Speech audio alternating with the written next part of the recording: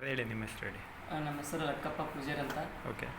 ನಮ್ಮದು ಪ್ರಾಪರ್ ಒಂದು ಕನಸಗಿರಿ ತಾಲೂಕು ಮುಧೋಳ ಬರ್ತೈತಿ, ಡಿಸ್ಟಿಕ್ ಬಾಗಲಕೋಟೆ. ಹಾಂ.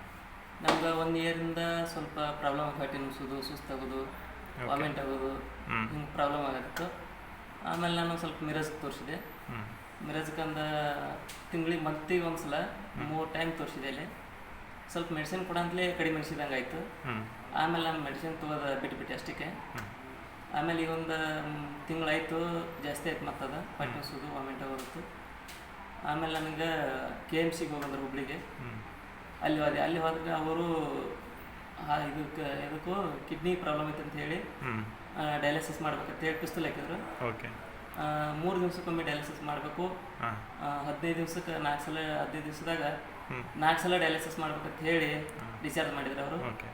ಹೊಳ್ಳಿ ಅಲ್ಲಿಂದ ನಮ್ಗೆ ಶುದ್ಧ ಅಂತೇಳಿ ಅವ್ರು ಬೆಂಗಳೂರಿಗೆ ಇರ್ತಾರೆ. ಹೊಳ್ಳಿ ನಮ್ಮ ಹರೀಶರತ್ತೆ ಅವರು ಇಲ್ಲಿ ಕಳಿಸಿದ್ರು ನಮ್ಮನ್ನ ಮೈಸೂರಿಗೆ. ಇಲ್ಲಿ ಹೋರಿ ಅಲ್ಲಿ ಏನು ಗನ್ ಹಾಕಂಗಿಲ್ಲ, ಏನು ಪಿಸ್ತೂಲ್ ಹಾಕಂಗಿಲ್ಲ, ನಾರ್ಮಲ್ ಮಾಡ್ತಾರೆ, ವನಸ್ಪತಿ ಔಷಧ ಕೊಡ್ತಾರೆ, ಔಷಧ ಮೇಲೆ ಎಲ್ಲ ರೆಡಿ ಮಾಡ್ತಾರೆ ಅಂತ ಹೇಳಿ ನಾ ಇಲ್ಲಿ ಮೈಸೂರಿಗೆ ಇಲ್ಲಿ ಬರ್ಬೇಕಾಯ್ತು ಸರ್. ಹಾಂ ಸರ್. ಅಂದರೆ ನಮ್ಮ Mysuru academy of universal acupuncture ಹೇಳಿದ್ದು ನಿಮಗೆ ಹರೀಶ್ ಅವರು. ಹರೀಶ್ ಅವರು.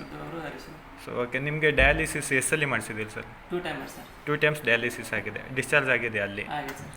ಸರಿ ಸರ್. ಮತ್ತು ಬೇರೆ ಏನೇನು ಪ್ರಾಬ್ಲಮ್ ಇದೆ ನಿಮಗೆ? ಇವಾಗ ಮೊದಲಿಗಿಂತ ಡಯಾಲಿಸಿಸ್ ಮಾಡಂತಲೇ ವಾಮಿಟ್ ಇಲ್ಲ ಸರ್, ಹೊಟ್ಟೆ ನೋವಿಲ್ಲ, ಊಟ ಚೆನ್ನಾಗಿ ಆಗ್ತೈತಿ.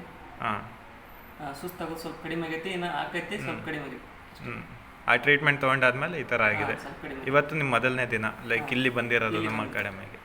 ಸರಿ ಸರ್, ಆಯಿತು.